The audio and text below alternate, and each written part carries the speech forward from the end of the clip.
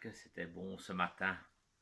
Une bonne tartine de pain frais du boulanger, avec du bon beurre salé de mon fermier et de la bonne confiture faite maison. Avec du bon lait de ferme et du bon chocolat. Ouh, que c'était bon ce matin. Ah, ça me donne de l'eau à la bouche. Chers amis du 4 heures de sourire au quotidien, bonjour. J'espère que vous allez bien. Alors, allons voir l'histoire du jour dans notre grand livre magique. Alors, qu'avons-nous aujourd'hui? Le génie de la forêt. Il était une fois un pauvre fermier et sa femme qui travaillaient très dur sur leur lopin de terre. Le sol était tellement sec que leurs outils se cassaient souvent et qu'à chaque coup, un nuage de poussière s'élevait de la terre. Ils gagnaient donc juste de quoi vivre. Rien de superflu chez José et Anina. Malgré tout, c'étaient des gens très gentils et heureux de vivre, et surtout très courageux. Un jour, Anina reçut la visite d'un voisin qui lui dit qu'à une journée de marche de chez eux, un riche fermier ne pouvait trouver suffisamment de travailleurs pour l'aider à la récolte. Elle proposa à son mari: pourquoi n'irions-nous pas aider ce fermier? Ici, nous mourrons presque de faim. Chez lui, nous pourrions gagner assez d'argent pour vivre décemment. Son mari la regarda, préoccupé, et lui dit sur le ton de la confidence: je ne dis pas non, mais ne sais-tu pas que cette région est habitée par le grand génie de la forêt? C'est un ogre immense, poilu, à la barbe rouge sang et aux yeux de jet qui lancent des éclairs. Il dévore tous les hommes qu'il rencontre et oblige les femmes à travailler pour lui. Le danger n'est écarté que l'après-midi, car c'est à ce moment qu'il dort. Ça ne m'étonne pas que ce fermier ne trouve plus suffisamment de gens pour rentrer la récolte. Tout le monde a peur. Je ne pense pas que ce soit une bonne idée d'aller habiter aussi près d'un tel monstre. Moi, je n'ai pas peur, dit Anina en riant. Je resterai à l'intérieur et je n'irai faire les courses que l'après-midi. Je t'en prie, allons-y. Je pense que c'est la meilleure chose qui puisse nous arriver. Fatigué d'entendre sa femme lui dire tous les bénéfices qu'il pourrait tirer de leur nouvelle situation, José finit par accepter. Ils emballèrent leurs maigres affaires et quittèrent leur misérable chaumière en quête d'une vie meilleure. Après un jour de marche, ils arrivèrent chez le riche fermier. Celui-ci possédait une magnifique ferme située loin de la forêt du génie. En outre, de nombreux hommes faisaient des rondes afin d'empêcher le génie d'entrer. On donna immédiatement du travail à José pour aller au champ, et le fermier leur indiqua une maisonnette à l'orée de la forêt, où ils pourraient habiter. Vous pourrez vivre ici en toute tranquillité, dit le fermier à Anina. Veille toutefois à rester à l'intérieur. Ne sors que l'après-midi, car c'est le moment où le génie de la forêt se repose. Je vous ferai apporter de la nourriture tous les jours par mes hommes, afin que vous ne couriez aucun danger. Et c'est ce qui se passa. Chaque jour, les hommes de la ferme leur apportaient des vivres. José gagnait bien sa vie en travaillant au champ, et ils étaient très heureux. Ils n'avaient pas aperçu le génie de la forêt, et Anina en venait à douter de son existence. Mais elle se trompait. Caché dans la forêt, le génie l'avait déjà observé à plusieurs reprises.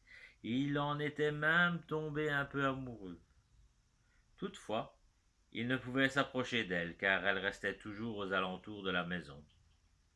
Un jour, il y avait tellement de travail à la ferme que le fermier avait complètement oublié d'envoyer ses hommes porter de la farine et des haricots à la maisonnette.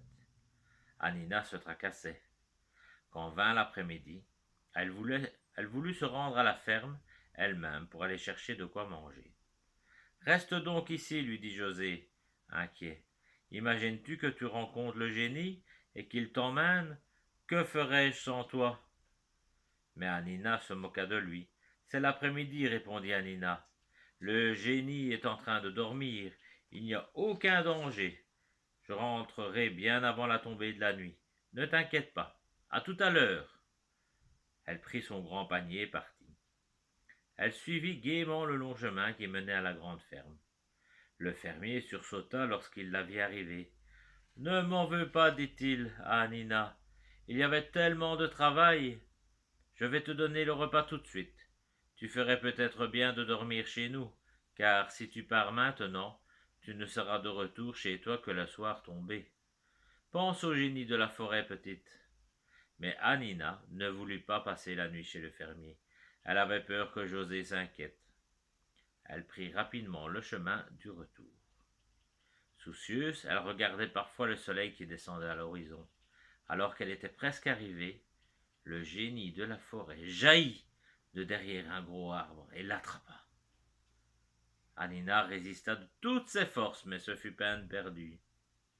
Le génie l'emmena dans sa cabane, au fin fond de la forêt. Là, Anina dut lui faire la lessive et la cuisine.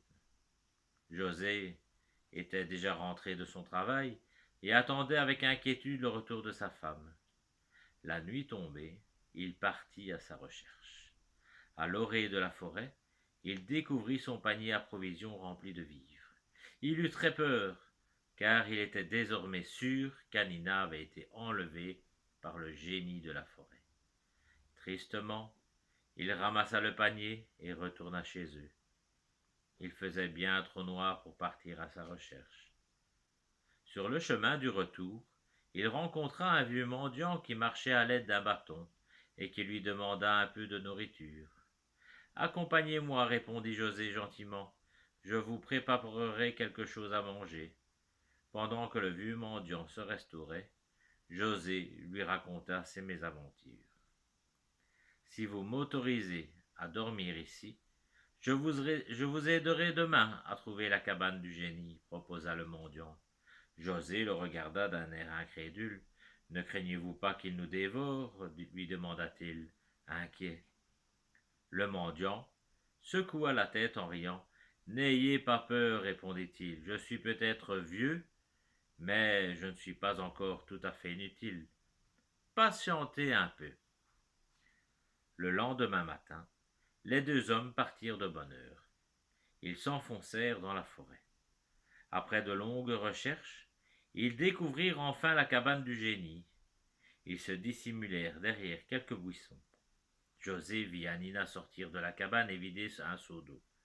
Elle était donc bien là. Quant au génie, il restait invisible. Il est peut-être parti chasser, dit José, et il se dirigea vers la petite habitation pour aller chercher Anina. Soudain, le génie jaillit de derrière la cabane en poussant un cri assourdissant. Il s'était caché afin de surprendre José. Ah! Je vais me régaler doublement, s'exclama le génie. Enfin, pas tout à fait. L'un des deux est tout rabougri. Il saisit les deux hommes de ses mains poilues. José cria, mais le vieux mendiant n'avait pas peur du tout. Si tu ne nous lâches pas, je te fais mordre par un serpent, dit-il, fâché. Le génie libéra immédiatement les deux hommes et regarda autour de lui. Je ne vois aucun serpent. Tu me prends pour un imbécile, maugréa-t-il. Viens ici, que je te mange le premier. Je garde le savoureux jeûne pour la fin. Il tendit la main vers le vieil homme, mais au même moment, ce dernier jeta son bâton sur le sol. Le bâton se changea immédiatement en un gros serpent sifflant. Le génie eut très peur et n'osa plus bouger, car rien ne le terrifiait plus que le serpent. Il mit ses grandes mains devant ses yeux. À présent, il ressemblait plus à un enfant effrayé qu'un redoutable génie de la forêt. « Éloigne ce serpent! Éloigne cet affreux serpent! S'écria-t-il avec effroi.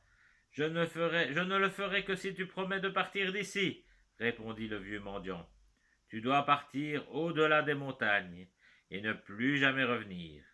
Si tu le promets, je changerai à nouveau le serpent en bâton. D'accord, d'accord, je partirai, répondit le génie de la forêt d'une voix tremblante. D'accord, d'accord, je partirai, je partirai. Le vieux mendiant sourit. N'oublie pas, le prévient-il, si tu reviens importuner ces pauvres gens, je t'enverrai 10 de ces serpents. Il prit le serpent par la queue et celui-ci se changea immédiatement en bâton. Le génie fit rapidement son baluchon tout en pleurnichant. De temps en temps, il jetait un coup d'œil effrayé au vieux mendiant, mais celui-ci se contentait de l'observer calmement. Un peu plus tard, le génie partit en direction des hautes montagnes que le vieil homme lui avait indiquées. Contente et soulagée, Hanina tomba dans les bras de son mari. Sans attendre, le mendiant mit le feu à la cabane du génie. S'il se retourne et voit la fumée, il saura qu'il n'a plus de maison et qu'il ne peut donc plus dormir ici, expliqua-t-il. Heureux, ils se dirigèrent vers leur maison. Le vieil homme resta encore quelques jours chez José et Hanina. Mais un beau matin, il partit sans raison aucune et nul ne le revit jamais. José et Hanina coulèrent des jours heureux. Depuis le départ du génie, de plus en plus de gens venaient travailler dans cette région du pays. On construisit plus de fermes, des magasins et des écoles. Le fermier offrit à José un meilleur emploi. Il devait diriger le travail de tous les nouveaux arrivants. Le fermier le payait bien, car depuis qu'il avait suffisamment de personnes pour cultiver la terre, il gagnait assez d'argent pour payer à ses employés un bon salaire. José et Hanina étaient donc très satisfaits, et lorsqu'ils eurent un enfant l'année suivante, ils furent au comble du bonheur. Ils vécurent longtemps à l'orée de la forêt. Voilà. Quelle belle histoire quand même. Ah, les bons produits de la ferme. Allez, passez une belle fin de journée. À bientôt. Je vous embrasse. Ciao.